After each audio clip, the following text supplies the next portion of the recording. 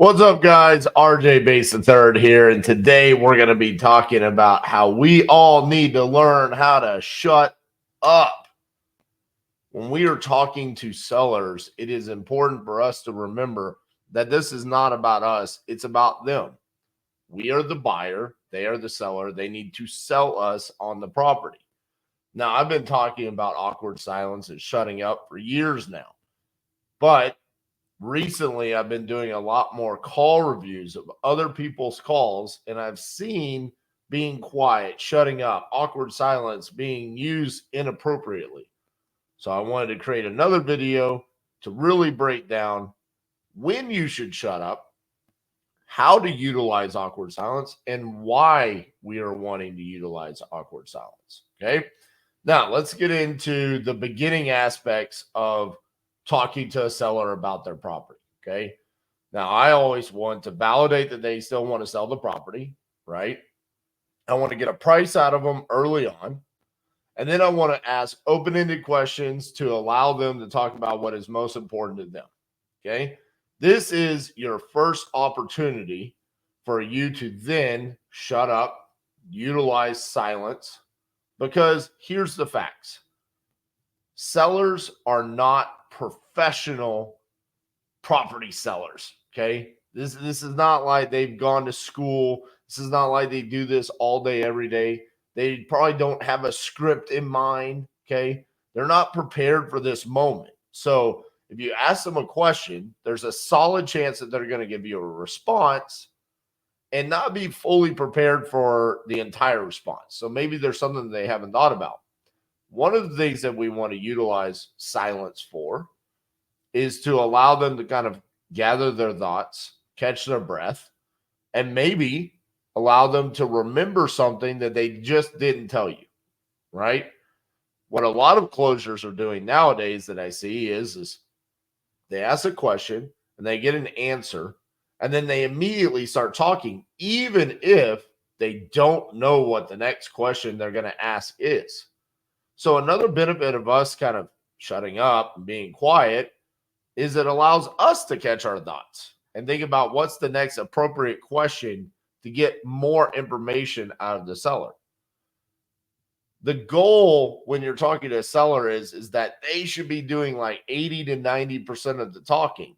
If you're doing too much talking, then that means you're not getting any information from the seller. So what's the point? This isn't about you. Remember that throughout the conversation. So you need to ask a question, open-ended question. What I teach is, well, tell me a little bit about what you got going on. Okay.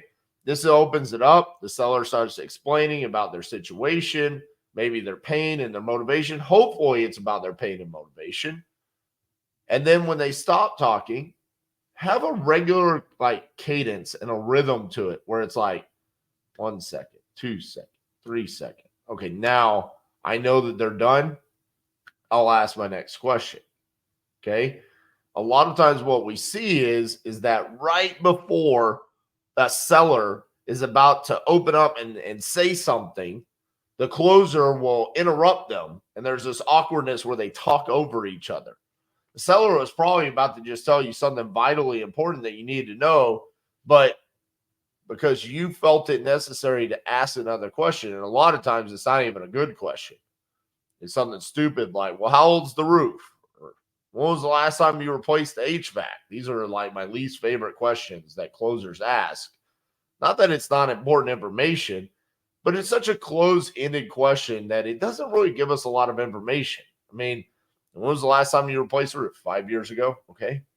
Now what? What did that do for you? Does that mean the roof needs to be replaced or not? How do you know? What if there was a hailstorm 3 years ago? You don't know. That didn't really move the needle for you. Okay. And again, what are the two most important things that we're trying to gather?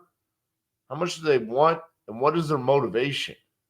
See, closers are so concerned about condition and timeline.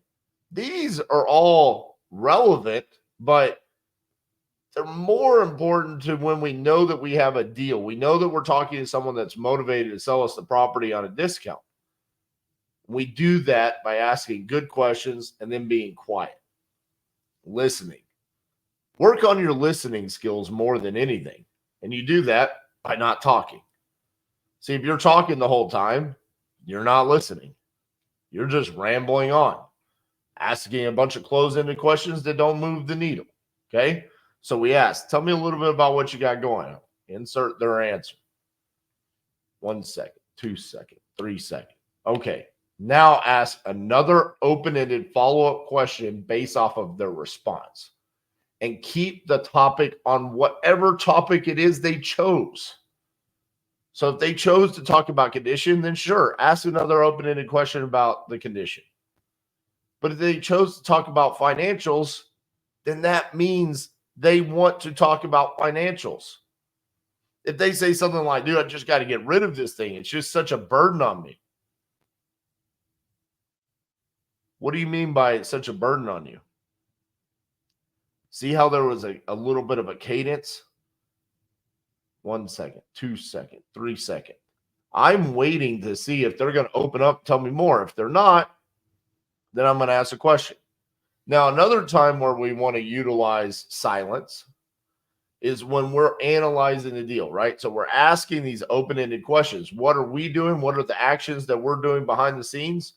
We're looking at Google Street View. We're seeing what it is that we're buying.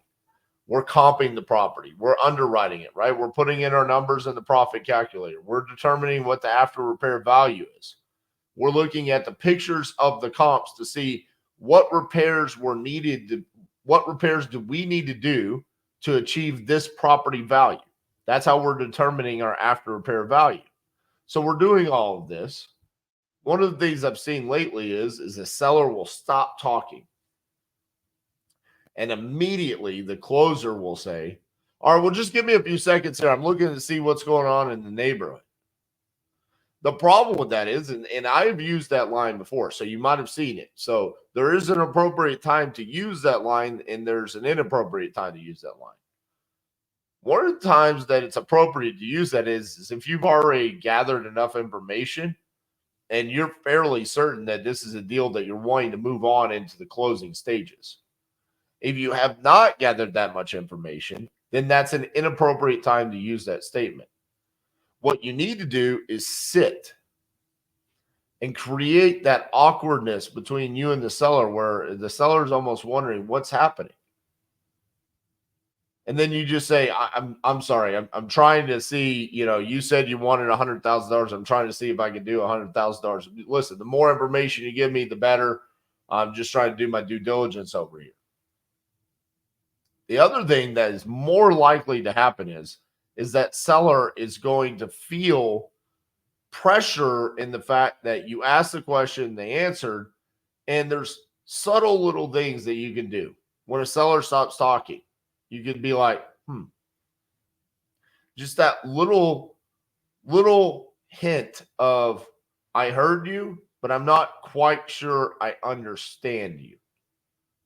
That can really open up a seller to go from, hey, they gave you 30 seconds of information to now they give you 3 to 4 minutes of information. And that's where we want this conversation headed. Because to be quite frank, as much information that exists out there on the internet, we don't really understand the seller situation. So the more that we can get them to tell us about what is going on with the property, why they want to sell, how they came up with this asking price, what's going on with the occupancy, why does the timeline that they gave us exist? All of these different things are relevant to our offer and how we can be a solution for them. So it's very important that there's little nuances that you can do. It's not necessarily just about being stone cold silent, but a little thing like, or okay, kind of in an inquisitive form, like, okay, I think I'm understanding. I think I see where you're headed. Saying something like that. Or tell me a little bit more about that. What do you mean by that? And then sitting and relaxing in the pocket of being silent and being quiet and listening and really allowing that seller to sell you the property. This is where you know that you have hit the sweet spot as a closer, if you were able to do this over and over and over again. But what I've seen more often than not with the awkward silence and how it's being inappropriately used is just out of nowhere, we just stop talking. Or we say something as a closer, and then we stop talking. And we didn't ask a question. Like, for example, all right, well, give me just a few minutes here. I'm looking around to see, what the property values look like in the area. Okay. Well, let's think about if you're the seller, what is their perspective that you just gave them? It is okay, Mr. and Mrs. Seller, for you to sit in silence because I am doing a lot of work over here to determine what I can pay you and I can offer you for your house. So they will sit there for as long as they need to sit there because you gave them permission to sit there. That's why it's only appropriate for you to say that if you're just verifying a few things, that you're about ready to close the deal. Now, anytime that you're about to move into a new phase of the close, you need to make sure that you are ending that with some form of question to continue the seller to talk. So even if I am setting the expectations of what the process is going to look like, so I know, hey, seller wants 100,000. I want this at 90. This feels like we're pretty close. Numbers check out. What am I going to do? I'm going to set the expectation for the seller. Well, if we could come to an agreement today, I'll send you over our 2-page contract. We'll go over it together. Once you sign that, we're going to come out. We're going to do a walkthrough, do our inspection on the property. If everything checks out the way that you told me today, then we'll be good to close on your timeline. But if not, we're going to have to revisit the price and the timeline. Okay, so we set the expectations of what to expect. You need to have that cadence down over and over and over again. And then I'll go into, so with that being said, if I were to buy the property today as is cash, I cover all the closing costs and there's no realtor commissions, what's the best price you could do for me? So again, what is that? We left them with a question. We left them with something to respond to us. So we set the expectations and then we hit them with the closing line, which then allows usually a 10 to 20% price drop. So this is, hey, the closer's formula is you could sit there and you could make it a script. Or if you sit down and you realize, hey, it's just an outline of things that I need to be touching, but I have to pivot inside of this conversation. I have to be understanding and listening to what the seller is saying. There are nuances to my actions, my reactions to what the seller says, or the lack thereof. Letting the seller know the response that you just gave me, there's more, right? This is why it's important to learn how to shut up. Because more often than not, what we see from closers that are not successfully closing deal after deal after deal is that they're not listening to what the seller is saying. They're not asking questions and staying on topic to what the seller wants to talk about. They close down the conversation and they're never giving the seller an opportunity to kind of catch their breath and understand that they might not know everything that we are asking of them right now. They're not a professional seller, okay? We need to give them some grace and the fact that this is a big moment for them.